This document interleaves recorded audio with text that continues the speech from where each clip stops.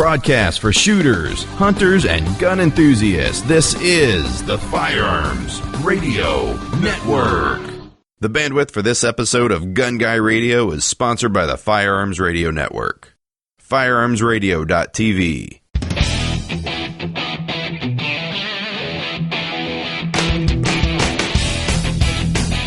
Welcome to episode 141 of Gun Guy Radio. This is a podcast that shines a positive light on the firearms lifestyle. I'm your host, Jake Challen, and this is your weekly dose of positive firearms talk without the politics. And this week we have a special guest, Paul Levy, the category manager over at Brownells, joining us again. Hey, Paul. Hey, Jake. How's it going? It's going great. We have a great episode lined up for you guys, talking a little bit about AR-15 pistols. But first, you can contribute to the Firearms Radio Network and Gun Guy Radio by shopping our Amazon affiliate link by clicking through on gunguyradio.com before you shop Amazon next time. And for that matter, Brownells as well. So there you go.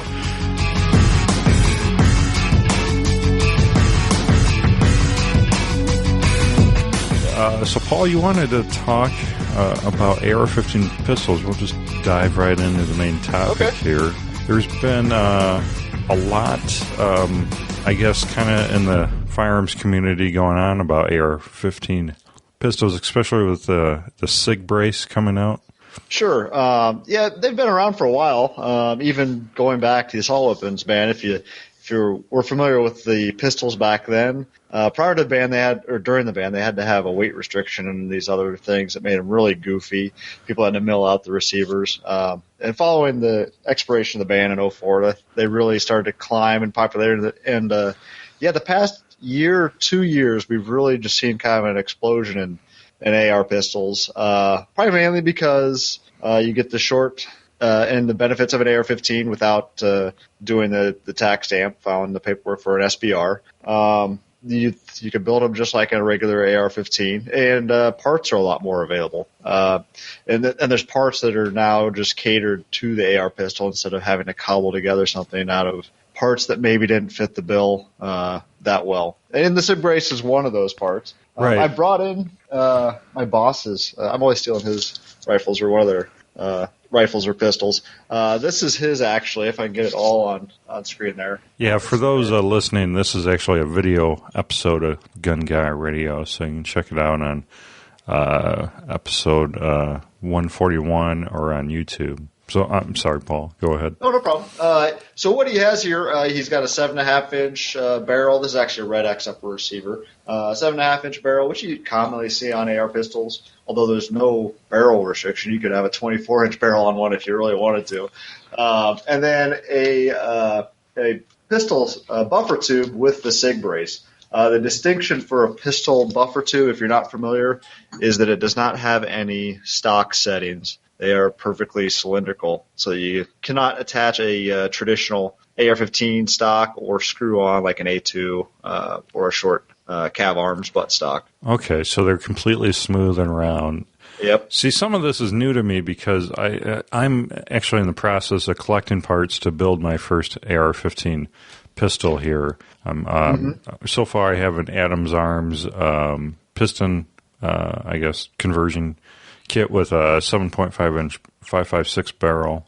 But I was looking at going the SIG brace route as well with it, and that seems what a lot of people are doing lately. Like the last 6 months or so, it seems like there's an explosion of people looking at going this, SIG brace route. Yep. With the SIG brace, it came out about a year ago, maybe a little longer, and really debuted on some of SIG's factory guns. But what it's billed as is being a brace that you can insert your arm into and then one-handed shoot the pistol. It was developed by a veteran and who wanted to help out wounded vets shoot an AR pistol. Maybe because they couldn't use both hands, or they didn't have full functionality or the strength in both arms. So it's traditionally meant to be fired like so, if I can get my hand through the brace. So you probably heard Paul unravel a couple of Velcro straps that you kind of stick your arm through, And it's actually pretty snug. It doesn't really move around a lot, especially once you cinch down the Velcro straps. So it kind of lines up like that. You can shoot it one-handed, which you still do need. If you're going to hold this out in front of you, usually AR pistols aren't exactly light. They're still very close in weight to AR-15s. So it's not like it's really that practical to shoot that way, but that's what it was designed for. And since the ATF sent out a letter a few months ago saying it was okay to shoulder, and it was not particularly, it didn't make the pistol a rifle if you shouldered it. People have been buying these SIG braces for that purpose, actually putting their shoulder almost like a stock and shooting that way, or shooting in some form like that. Right. That's really probably why people are buying these now. Definitely, because, the ATF said that just because you're, basically, I guess they're saying because you're misusing the arm brace doesn't, Correct. It doesn't change the nature of the part based on how you hold the firearm. Right. And again, prior to building an AR pistol, your best bet, of course, with anything firearms related, just look into the federal and state laws.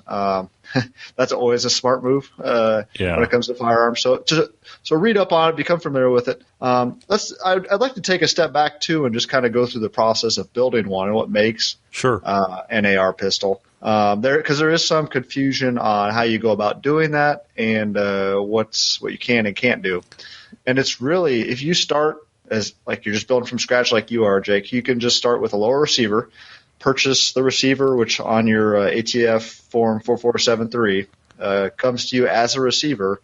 You can then build that receiver into anything you prefer, a rifle or a pistol. So if it starts life as a receiver and you build it into a pistol, that's now a pistol. That receiver's a pistol. Okay, so it doesn't have to be transferred to you as a AR-15 pistol? If it's transferred to you as a receiver, then you can go ahead and do whatever you'd like with it. Okay, now so you can't. So it's kind of a blank slate then when you get an AR-15 receiver transferred to you. Just the receiver. Yep, just the receiver. Now, say you have an AR-15 receiver, and it was a rifle. You can't change that to a pistol. If it's a rifle, it's a rifle. I'm fairly confident you can't change back and forth. Right. But if it's registered as a pistol, that's fine. It's a pistol. You're good to go. If you buy the receiver, you can build it into a pistol and do what you like. But you don't want to take your current AR-15 and then start doing this type of stuff to it, because that gets real muddy as far as what you're doing with the firearm. But building it yourself, it's straightforward. Purchase the receiver, all the components, they assemble just like an AR-15. So all the build video, the information out there, that's all going to pertain to AR pistols. But you do want to buy some AR pistol specific parts, like I mentioned earlier, the buffer tube being the main one. So you will have to buy this, because if you have a standard buffer tube, you can then easily attach a stock, which could probably be construed as constructive intent, which is no good. So you can't do that. Adding that to my cart right now. Pistol buffer tube. Yep. And there's a few different buffer tubes out there. We carry a lot of pistol parts from Phase 5. We have one with a foam cover, which people really like, because if they get down and get a cheek weld on it, it's not going to be knocking them in the face with just bare aluminum. They also have I'm getting a little ahead of myself here, but they have a short forend. This is their slope nose forend, which we just started carrying. And you can see it's like a carbine length, but a little tinier even then. It's meant for 7.5-inch pistol barrels. And the benefit with this handguard is, for those listening, it's a quad rail handguard, but the top rail is actually longer than the lower rail. The benefit there is it'll attach easy over your gas block, but you can also get a longer sight radius if you're putting iron sights on your pistol. So that's a neat thing with their handguard. And then, of course, any shorter free float tube will work as well if you're covering it with a low profile gas block. Carbine, you can put a mid-length on if your barrel's long enough. A lot of people like to just cover up the barrel entirely with their forends. Yeah. So there's that route. So back to the Phase 5. Sure. I'm looking at that. So it kind of has that I guess it's nitrile foam rest padding. on it. But if I went with that, I couldn't put a SIG brace over it, right? Because it's got the foam on it, or can it? You actually can. You can peel off that foam. You Okay. can just roll it back. It's on there tight. I've taken them off before, but you can just roll it back and it rolls off. Okay, so it's not like it's glued on there. I'm going to ruin it. Yep. That's good to know. You can take it off. Yep. Because that's a good price point. I can get the complete pistol buffer tube assembly from Phase 5 there on Brownells for $69.99, and it's got 5 out of 5 star reviews too. So. Yeah, they make good stuff. We recently started carrying also a complete pistol kit from them. It's a little pricier, but it has all the components you need to build an AR pistol. You just need to add your lower receiver. It's a pretty cool kit. It's got the upper, the handguard, the stock assembly you're just looking at, the lower parts kit. So it's pretty. Phase 5 makes good stuff. And then back to the buffer tubes. We just added some pistol buffer tubes from Midwest Industries, which are kind of neat. And this one's a little longer. You'll see we got the standard pistol buffer tube here, which is a length of, for those listening, it's the length of like a regular carbine mil-spec buffer tube. And this one from Midwest, it's actually, I'd say about 2 inches, inch and a half, maybe longer. And it has an enlarged portion here.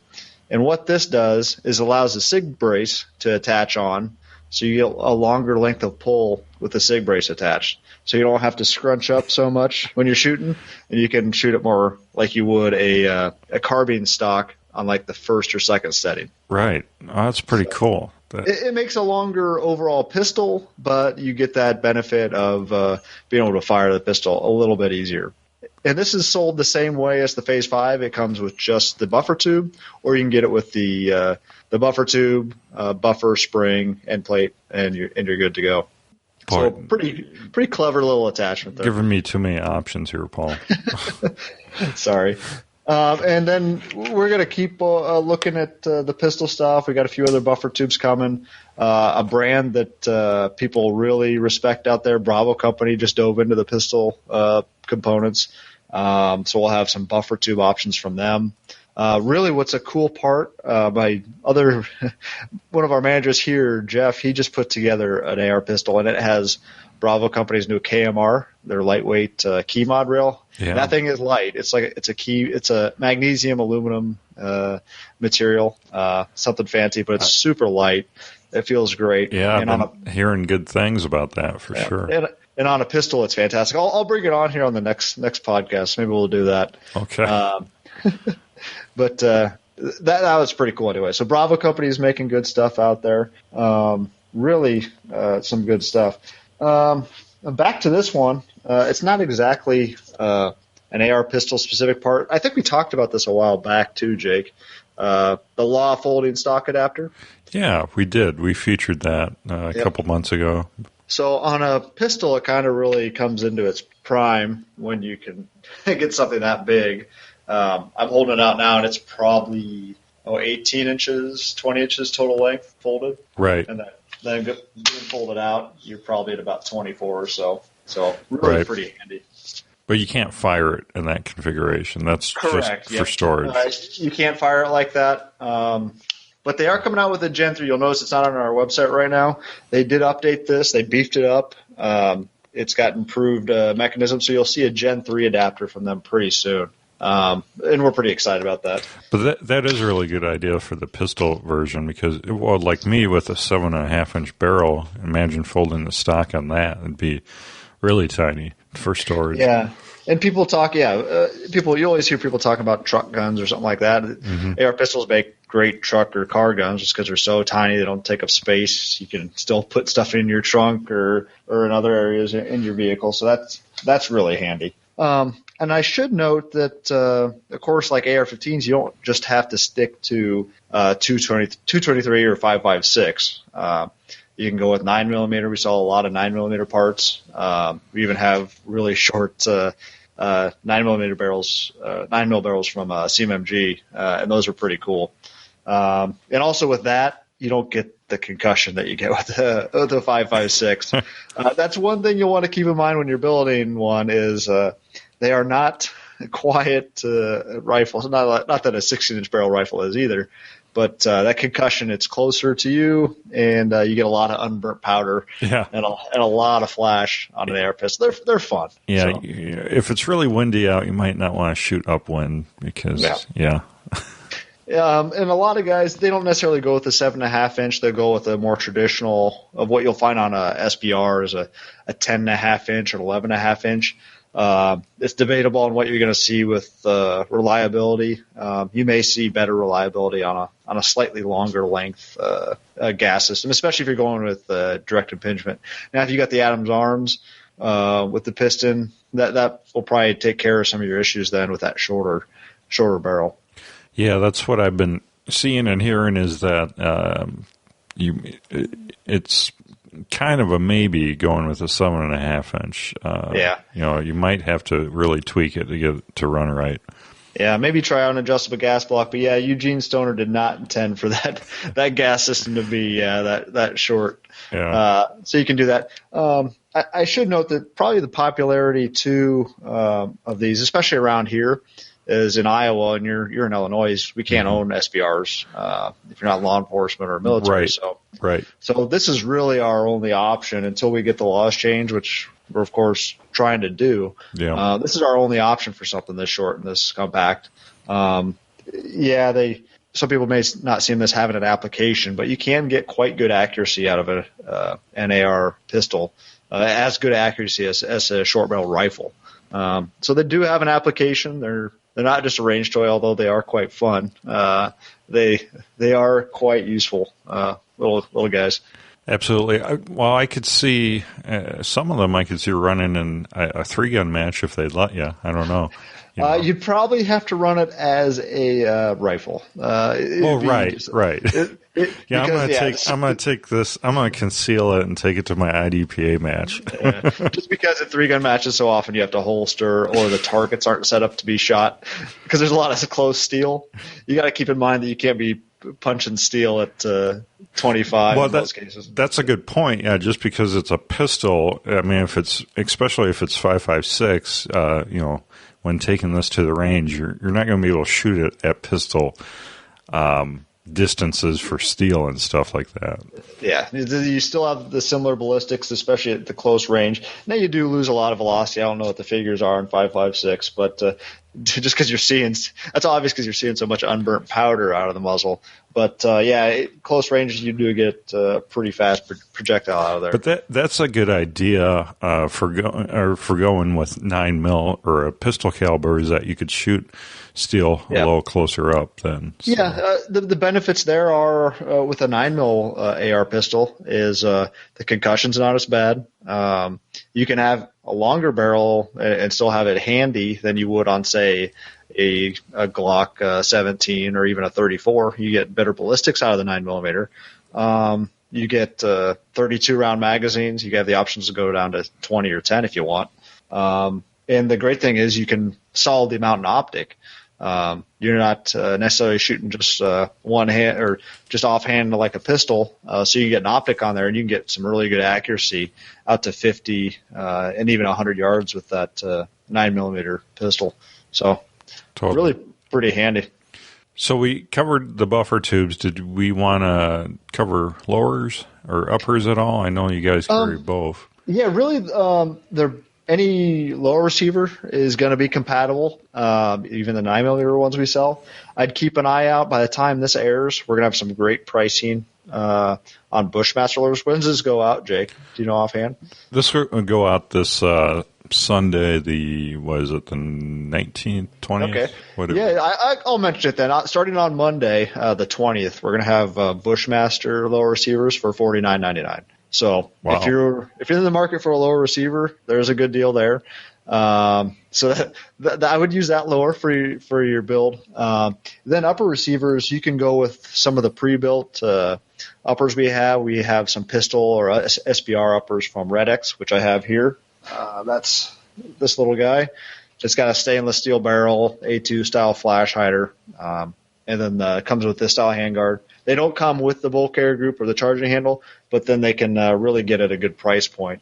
And then we have some from DPMS, which are the more traditional. They have carbine-style handguards, front sight bases, like you'd see on an M4 carbine. So we got those from DPMS, Red X. I don't know of any others offhand, but we got all sorts of barrel options. Barrels we got from 7.5. We have one from Phase 5 that's 7.5 from Double Star. Great little barrels. And then we also have 10.5 inch, 11.5 inch barrels from companies like Daniel Defense. And heck, you could put a 16-inch barrel on one if you really want to, or a 14.5 inch. And what a lot of guys will do, if they're in a state that allows SBRs, is they'll first build out their pistol. They'll get their SBR upper, get the receiver built as a pistol, and then file the paperwork. Once they get their stamp, everything's good to go, then they'll put on their stock and go from there. So that's one way to get all your parts and get a firearm assembled, and then just wait on your paperwork. So really, AR pistols are kind of filling a lot of roles for a lot of different people in different locations too. Yeah, absolutely. And you could also go like a 300 blackout route. Oh yeah. I can't believe I didn't mention that one. 300 blackout is core. That's of course gonna be pretty cool. And that's one way to avoid the concussion. Also, if you just shoot subsonic, totally. 300 blackout. And really, 300 blackout cycles well with that short gas system. So if you have concerns about shooting 5.56 about that short gas system, subsonic 300 blackout is you're probably going to be best suited shooting out of a pistol gas system, especially with that length barrel anyways, just because they're moving a little bit slower. You just need a little bit more pressure to get things going. Right. So now that's might have to rethink my build now. And then if you're putting a can on one, a lot of guys will do that. They'll build the pistol, and then you want that compact package when you're putting a suppressor on, because you put a suppressor at the end of a 16 or 20-inch barrel, all of a sudden you're way out there and you're pretty front heavy. So that's another great use for the AR pistol. I'll have to start lifting some weights to hold up the SIG brace. Yeah, you can keep them light. A lot of guys around here, they like to bolt stuff on, and all of a sudden they got 15-pound AR-15s. But if you're smart about it, you can keep the weight down and make it a pretty useful gun. So did we want to cover any more handguards? You covered a few. We got the Phase 5, but also some carbine length ones that are great options. If you're wanting to keep the weight down, I'd recommend Midwest Industries. Their Gen 2 SS. They have it in key mod, the standard SS style, which just takes their proprietary screw attachments. They're going to have M-Lock fairly soon. We should have those live on the site shortly. And really, carbine or mid-length, you're going to be fine. You can just buy a standard length handguard. We do have a few manufacturers that produce a short 4-inch handguard. I believe we have one from Double Star. It's just a standard tube, and it's very economical that way. If you don't plan on bolting anything on, right, just get a tube handguard like that. I think we sell Double Stars for $50 or so. If you're looking to save money and keep it slim and streamlined, that's a great route. Also, YHM, they produce a short quad rail. But again, like the AR-15, you can go so many different ways with this. Yeah. We could spend hours just to decide, well, this handguard, this one. I was looking at the Samson Evolution rails because they're large enough to fit most suppressors inside. Yep. And I was looking at those because my Adams Arms kit needs a pretty big clearance inside. So something, because they have a 7-inch version of that might also work for my kit, maybe. Yeah, that'd probably be the good way to go. Samson makes some good stuff. And yeah, they do have a little bit more clearance. The Troy, I don't know if that would fit on the Troy. We do have some shorter Troy Alpha rails. Yeah, you just have to snoop around there when looking for something like that. And Adams Arms probably has a listing of handguards that fit as well. I don't know those offhand. Is it the new XLP, the kit you got, or is it the... I don't even remember. It's It says PPSDADA on the box. Okay, that's their standard one. Okay. Does that have a quad rail with it? They previously shipped those with a quad rail. The ones we have on our site actually ship with a little quad rail with them.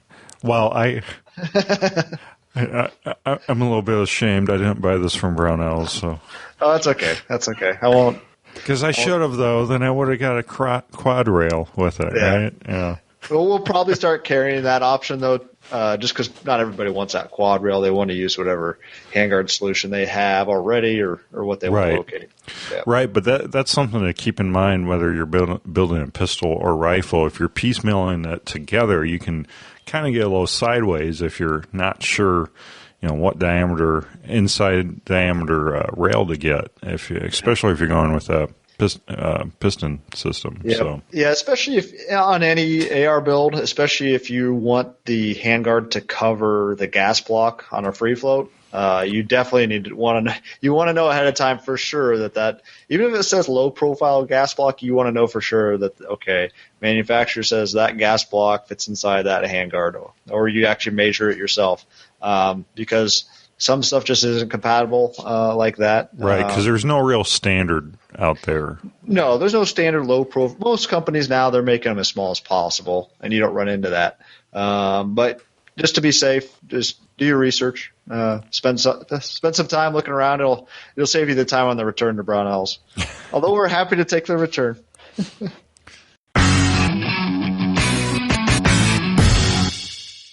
Alien Gear Holsters, the most comfortable and concealable holsters on the planet, is offering big savings with our new 2-holster combo. Now you can buy 2 complete holsters for as little as $49.88. Choose from any available holster styles and colors for the guns of your choice. All of Alien Gear's quality products are made right here in the USA and include a 30-day trial, forever warranty, and free shell trades for life. Visit aliengearholsters.com today. It's a lot of commonality with the AR-15, so that's what kind of makes them great. If you're experienced building an AR-15, you've built one or two, and you want to try something different, it really is something worth trying out, because you can go so many different ways, and you can kind of experiment with stuff that you wouldn't otherwise be able to do on a full-size rifle. So you said you were thinking about doing a pistol caliber AR-15 pistol. So what do you think you'd go with for a lower?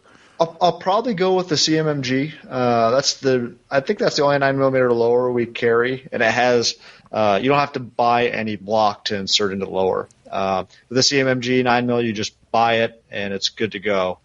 You can buy it if you're building a 9mm AR-15, you can go that route, or you can take your existing lower and buy a magazine well insert to accept the Colt style, usually Colt style magazines. There are a few companies making Glock AR-15s and AR-15 pistols. We just don't have those parts in yet. We probably will fairly soon, particularly some from JP. But right now, cool. I'd probably go with the Colt style, the metal form magazines, or the Brownells magazine. That's right, because you guys produce those. Yeah. And 9 and any other calibers? No, just 9mm. Really, outside of 9mm, there's not a real standard. Oh, there's not. And that's in the past we've kind of shied away from those non-standard guns, because then customers run into compatibility issues. So, like if we did a 45, there's no 45 out there that's really standard. Some might take grease gun magazines, or somebody had it using something else, or a Thompson magazine.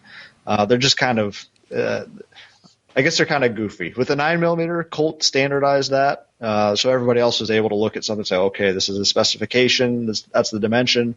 Everybody can get on the same page and parts work together, which as a distributor, that makes it a lot easier for us and a lot easier to convey to the customer on what you need to buy and what works. Right.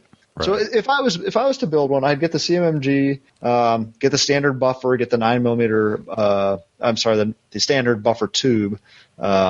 Probably get the SIG brace, and then for a 9mm, you do need a specific buffer. It is a heavier buffer because on a 9mm, they're recoil operated. They're not direct impingement or piston. Okay. So you need a bit more mass.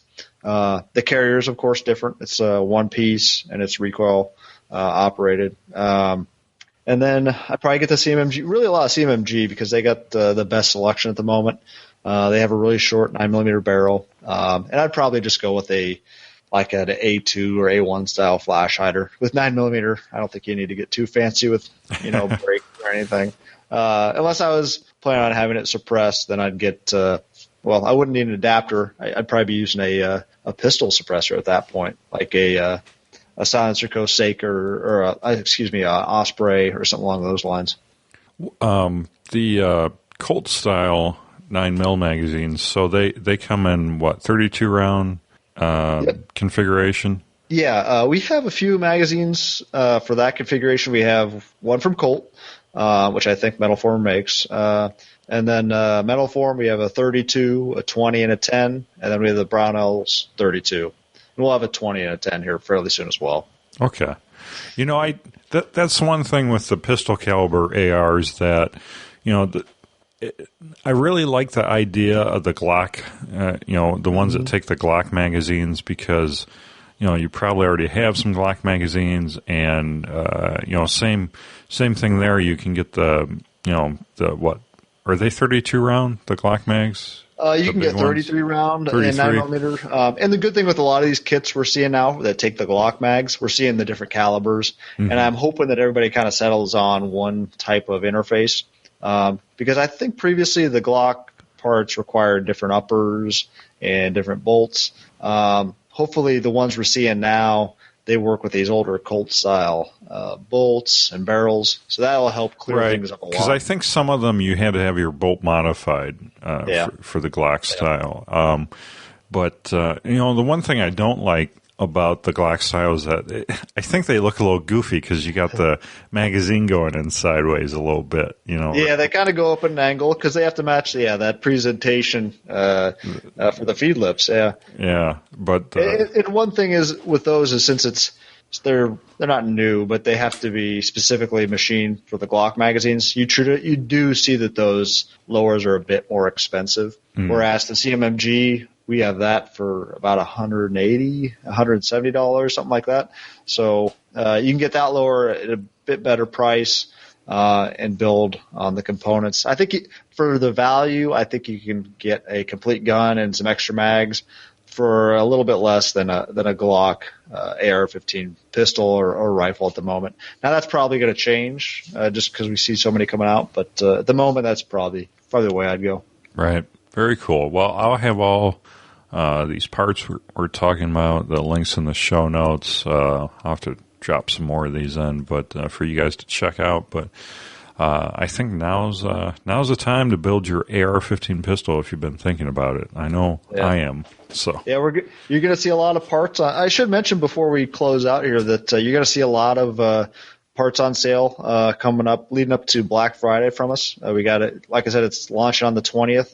We're going to have AR parts on sale. We got some parts in at really great pricing. So I'd keep your eye out for that. The Bushmaster lower, bulk carrier group uppers. You're going to find some good deals. Very cool.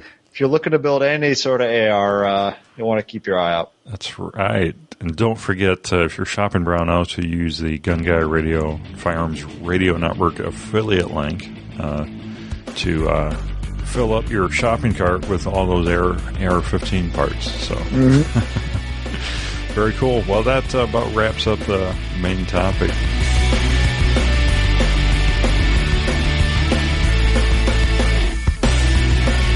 Alien Gear Holsters supports this episode of Gun Guy Radio. They make comfortable, concealable holsters, including their Cloak Tuck 2.0 IWB holster, which I have been trying out and really enjoying it. Unfortunately, I'm still waiting on my Illinois concealed carry license to come in the mail, so I've only been walking around the house and studio with it. So, are those Kydex holsters? Yeah, they're Kydex, and then they're a little bit different. So they don't have the leather backing; they have like a neoprene hybrid. I forget the other material, so it's actually a little bit thinner and more. It conforms more to you than leather does. But they have really great price points. I mean, they're $29.88 they start out at, and then you can get also a 2-pack. You can buy 2 holsters at once for just an insane deal. I think it's $49.99. You can check it out on their website. Yeah. I should have that in front of me. I don't. I'm looking at it now. That's a pretty good price. How's that backing on you? Is that pretty comfortable? Really comfortable. Yeah, it's better than leather for sure. I've been really impressed with them. You get the good price point and you get the comfortable feel to it, and they also have the lifetime warranty and everything. So really good stuff. Made in the US. Some really good price. That's some really good pricing. Yeah, it is. You see the whole spectrum out there for holsters, but they have a really good price point. And also Duluth Trading Company, if you're in the market for a winter jacket, I just got the men's whaleback waterproof jacket, and it's really pretty awesome because it's rated to keep you warm all the way down to -15, and it's lightweight. It's not like you're putting on 20 pounds when you put this jacket on. It's really lightweight, and yet it keeps you really warm. So I'm pretty excited about that because the last winter coat I had was actually another Duluth. It's a really tough one, but it's a little bit heavy. So I asked them what their warmest jacket was, but lightest as well. And so this one kind of, goes, I think the other one was rated colder than -15. It might have been -30 or something, but I think I'll be okay with -15. It doesn't get down there too much. But, I got links for both of these in the show notes. And then real quick, wanted to talk about Patreon. It's a way we're crowdfunding Gun Guy Radio. So if you enjoy the show, I just ask you give $1 per episode. Consider giving $1 an episode. We'll send you some Firearms Radio Network, Gun Guy Radio stickers. And then, some of you guys have decided to give a little more than $1. We have all the way up to a $15 pledge where we're giving every 3 months, we're shipping out battle boxes with like the LA Police gear bags you see behind me, or the Duke Cannon gift boxes or gift ammo cans full of Manly soap. And then also Duluth has just thrown in $50 gift cards for Duluth Trading Company. And then I got all kinds of stuff. I got LA Police gear, tactical flashlights. Where do you go to for that? So you go to patreon.com/gun. How do you spell Patreon? So Patreon, you spell it Patreon. And then, it's patreon.com/gun. And I really want to give a shout out to everyone that's pledging their support to the show. And just, consider giving $1 an episode. Helps keep these podcasts free. And also have to mention GunGoddess.com is also throwing in $25 gift certificates to $15 patrons. So all the cool gear and swag I just talked about, that's if you give at the $15 level. So really appreciate you guys. And also, if you guys are in the market for graphic design, Ryan Cross, Hunter of Design, puts out some awesome graphic design work. So check it out, hunterofdesign.com. Well, that about wraps it up. Paul, I guess we'll see you in about 4 weeks or so. You got anything exciting coming up? Any shoots or any events? I'm pretty much done for shoots this year. We held a mini 3-gun here at Brownell's range 2 weeks ago now, and that was a big success. So we'll get you over for one of those here next year. We're looking at doing these on a semi-annual or an annual basis, so we're pretty excited about those. Absolutely. Yeah, you're not that far from me. It's 4 or 5 hour drive, maybe not even that. Yeah. But mini 3 guns. So do you like have to walk on your knees or? No, we called it the mini 3-gun because most we've gone to are, they have 7, 8 stages and then it's hundreds of people. Ours had 4 stages and we had 34 people. So that's why it was mini. To us anyways. It was a great event. We had at least 10 new 3-gun shooters and everybody was pretty happy. Went smoothly. Everybody was safe, had fun. So we were really pleased. And we actually got everybody in there on time. It ran smoothly. We didn't screw it up too bad. So it was enjoyable. So what did the shotgun portion look like? The shotgun portion was we didn't. There was one shotgun only stage, and it was at a Sporting Clays 5 stand. So you'd shoot 4 steel targets on one. Well, you actually had 2. You could not start with a loaded shotgun. You had 4 shells on the table, and when the buzzer goes, you have to load the 4. Torture. Shoot your targets, and then you can only move from station to station with an unloaded shotgun, which means you have to shoot till you're empty. Well, there's only 4 targets, 4 shells. You do the math. You can't miss. If you miss the target. Then you move to the next one. The next one would be a 2 steel targets, a steel popper, and when the popper falls, it launches a clay. So you had 2 aerial clays mixed in there, and the rest was steel. A lot of guys, even though the targets were close, just reloading, a lot of guys missed quite a few targets. So a lot of loading with 3-gun. If you got to load the shotgun fast, that's where you're going to make up your roast time. So the other stages, you didn't have any long slug targets? No, we wanted to make it really beginner friendly. So we didn't have any slugs. We didn't require them to change out ammunition for their shotgun, just birdshot, and they were good. Cool. The the other stages went great. They were a mix of all 3 guns, hence 3-gun. And they had the longest we shot the rifle was 100. That's pretty good though. Yeah, just because a lot of people just for beginners shooting past that and knowing where the rifle's on target, we just want to make it beginner friendly. But we made it a little difficult. They had to shoot offhand or off a barricade, and the barricade was by no means stable. So that was fun.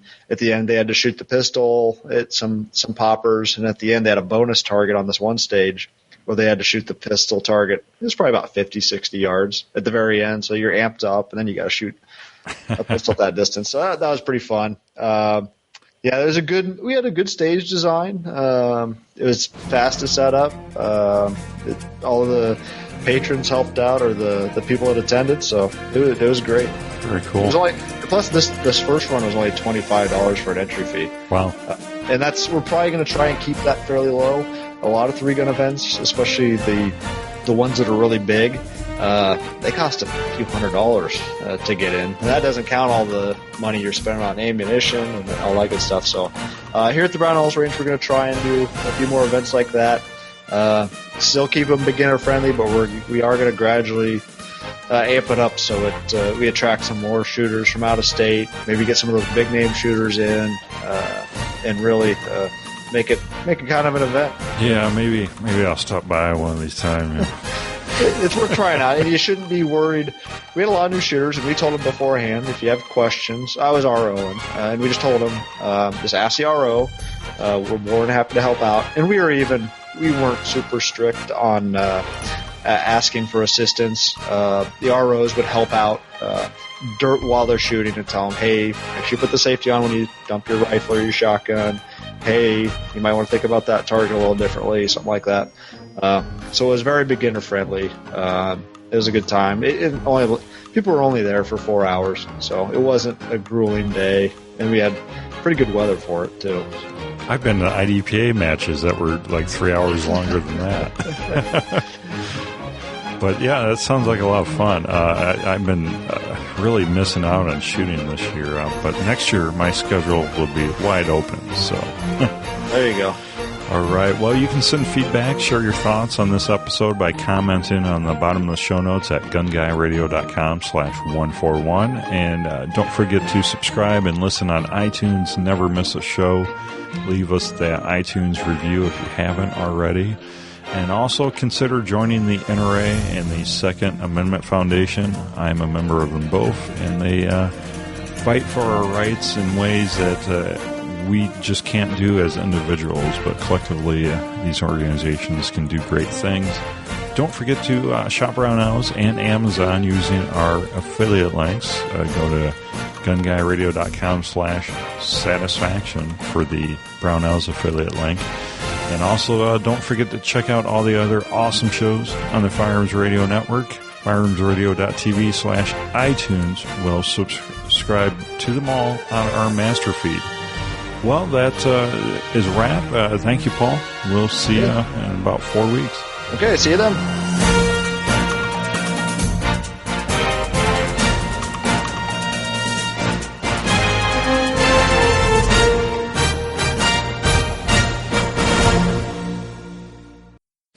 This has been a production of the Firearms Radio Network. You can find more information at firearmsradio.tv. Load and make ready. Are you a competitive shooter or aspiring to be one? Want to get into the fun and exciting sport of practical shooting? Check out the Power Factor Show, the only video podcast that covers IDPA, USPSA, 3-gun, and sporting clays. Go to PowerFactorShow.com or search iTunes and your favorite podcatcher app for Power Factor Show. Are you ready? Stand by.